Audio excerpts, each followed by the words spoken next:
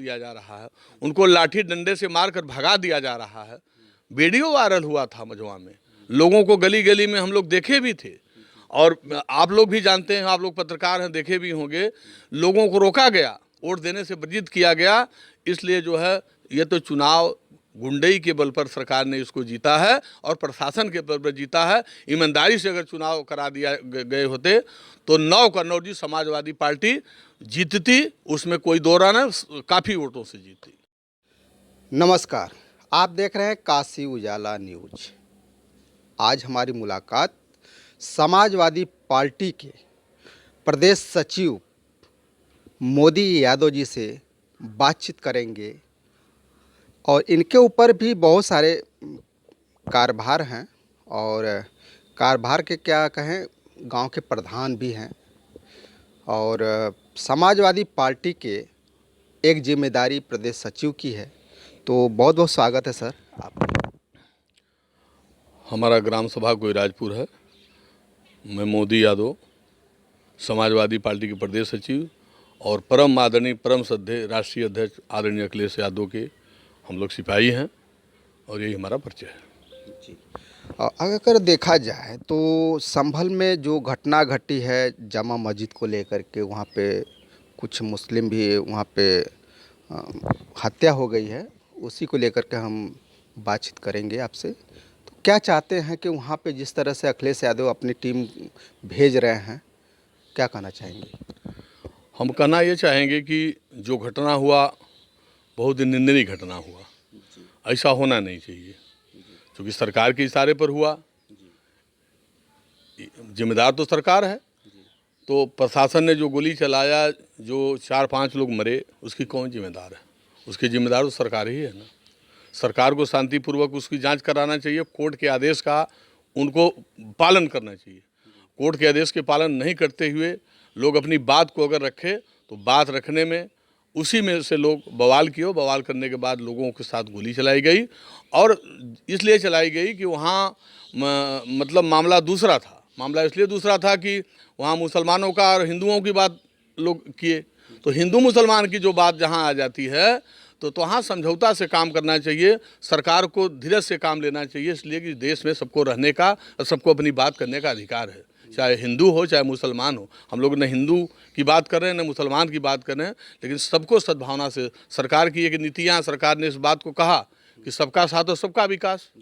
तो सबका साथ सबका विकास कैसे हो रहा है? गोली चलाकर होगा? किसी का मर्डर करके होगा? ये तो सरकार की जिम्मेदारी बनती है ना कि कोर्ट की जो आदेश है उसका पालन होना चाहिए, उसी हिसाब से उनको जांच पड़ताल करवाना चाहिए। और जाने के लिए अगर किसी दल के लोग जाते हैं, उनके दुर्दर्ग में उनकी बात सुनने के लिए जाते हैं, तो सरकार को जाना देना चाहिए, उसको रोकना नहीं चाहिए। इसलिए कि ये दुनिया का लोकतंत्र है, सबको ये अधिकार है अपनी बात को सुनने का और उसके दुख दर्द में जाने का। जी।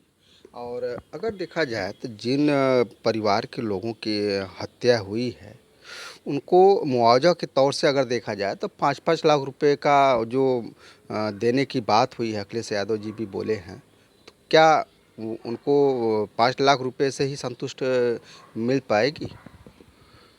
क्या 5 लाख रुपया से उस परिवार की ज़िंदगी वापस आ जाएगी?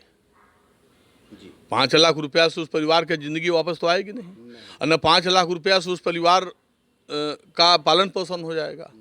उस परिवार को 1 करोड़ मुआवजा सरकार को देना चाहिए जिसकी हत्या हुई है, और सही ढंग से उस परिवार के साथ न्याय होना चाहिए।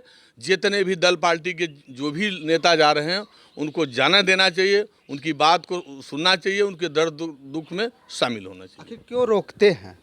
क्यों रोकते हैं? आखिर क्या रीजन रहता है? क्या छिपाना चाहते हैं कि कोई अगर उनके परिवार से मिलना चाहते हैं तो ये जो बीजेपी की जो सरकार है, पुलिस बल है, क्यों रोकते हैं जाने से?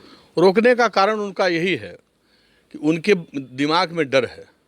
उनके दिमाग में डर पैदा है कि जो सही चीज़ है, जब लोग जाएंगे उनसे पूछेंगे तो सही चीज़ उजागर होगी। जब उजागर होगी तो लोग सरकार की खींचातानी होगी और सरकार की बदनामी होगी। इसी डर की वजह से नहीं जाने देते होंगे। अगर सही है, सरकार सही काम किया है और सही मुद्दा है, सही कोई गलत नहीं हुआ है, तो क्यों लोगों से जाने के लिए रोक रहे हैं? सबको जाने दीजिए, सबको अपनी बात को पूछने दीजिए, उनके दुख दर्द में शामिल होने दीजिए। इसका मतलब आपको डर है? अगर देखा जाए तो मझवा का जो अभी उपचुनाव हुआ है और हमेशा समाजवादी पार्टी के लोग कहते थे कि 9 सीट हम लोग जीतेंगे और 2 ही सीट जीतने का दावा पूर्ण हो पाया। तो काहे ऐसा हो गया हैं? जब प्रशासन चुनाव लड़ रही है, प्रशासन चुनाव लड़ रही है, चुनाव आयोग का सख्त निर्देश था कि जितने भी आरडी प्रूफ हैं, जितने भी मिले हैं, जो मानक बना हुआ है वोट देने के लिए, उसको प्रशासन चेक नहीं करेगी।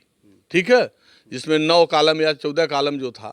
लेकिन जब गली गली में पुलिस लगा करके लोगों के बीच में रोक करके उनका कार्ड चेक कर रहा है, उनका आधार चेक कर लिया जा रहा है, उनको लाठी डंडे से मारकर भगा दिया जा रहा है।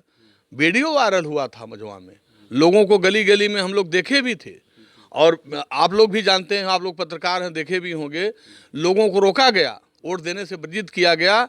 इसलिए जो है ये तो चुनाव गुंडई के बल पर सरकार ने इसको जीता है और प्रशासन के बल पर जीता है। ईमानदारी से अगर चुनाव करा दिया गए होते तो 9 कन्नौज जी समाजवादी पार्टी जीतती, उसमें कोई दो राय नहीं, काफ़ी वोटों से जीतती। लेकिन एक चीज़ सामने आ रही है कि पीडीए को तोड़ने के लिए बीजेपी पूरा दमखम लगा रही है। क्या कहना चाहेंगे?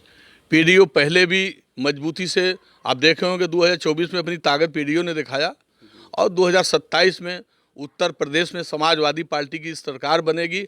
आदरणीय अखिलेश यादव राष्ट्रीय अध्यक्ष, पूर्व मुख्यमंत्री, गरीबों, दलित, पिछड़ों के मसीहा हैं और लोगों को दुख दर्द में खड़े रहते हैं।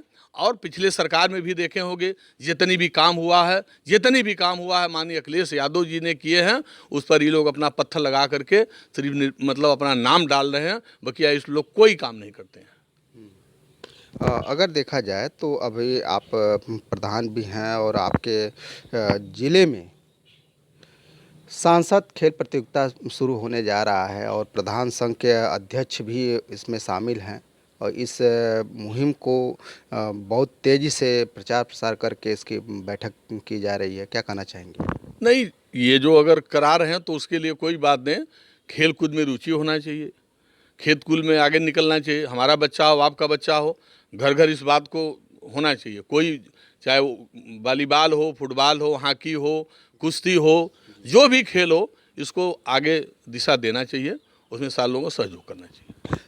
नवयुवक जो आज के जो हैं, आज देखा जाए तो गोल्ड मेडलिस्ट और कई क्रास पदक जीत करके लाए हैं। तो जो बच्चे इस वक्त निकल रहे हैं तो उनके लिए क्या कहेंगे? जो बच्चों इस समय निकल रहे हैं उनके लिए बहुत बहुत धन्यवाद। और सरकार को चाहिए कि उनको बड़ा से बड़ा सिस्टम बनाना चाहिए, उनके लिए कोई ऐसी चीज़ें बनानी चाहिए जो कि हमारे देश का नाम, हमारे भारत का नाम विदेशों तक जाए। गोल्ड मेडलिस्ट बच्चे विदेश जा कर के जीत कर आते हैं, चाहे वो हॉकी के बच्चे हों, चाहे कुश्ती के बच्चे हों, चाहे वॉलीबॉल के बच्चे हों। तो सरकार को उनको बढ़ावा देना चाहिए और सरकार को उनका व्यवस्था करना चाहिए। क्या आपके गांव में खेलकूद का मैदान है या नहीं है? मेरे गांव में खेल कूद का मैदान है, लेकिन अब तक हम लोग कई बार गुजारिश किया गया जिला अधिकारियों से और लोगों से, अब तक हमारे यहाँ खेल कूद का मैदान है लेकिन उसमें पैसा उपलब्ध नहीं हुआ। क्यों नहीं हुआ? अब सरकार जाना है।